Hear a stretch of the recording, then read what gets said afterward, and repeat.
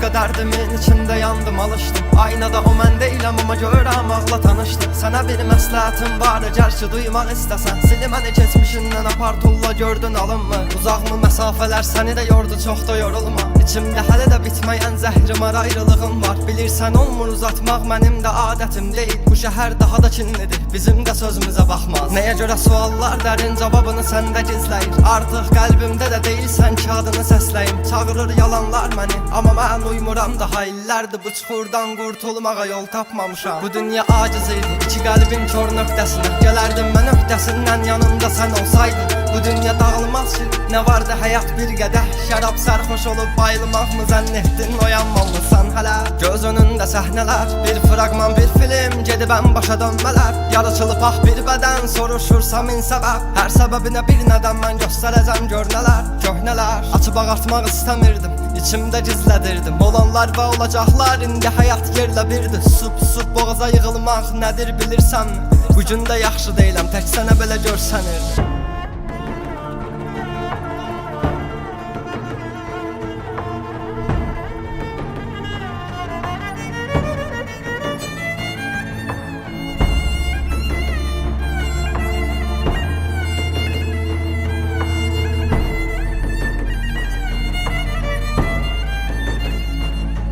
Bugün də başqa dərdimin içində yandım alışdım. Aynada o mən deyiləm amma görürəm ağla tanışdım. Sənə bir məsləhətim var gerçi duymaq istəsən. Sili məni keçmişindən apar tulla gördün alınmı? Uzaqmı məsafələr səni də yordu çox da yorulma. İçimdə hələ də bitməyən zəhrim ayrılığım var. Bilirsən olmur uzatmaq mənim də adətim deyil. Bu şəhər daha da kinlidir bizim də sözümüzə baxmaz.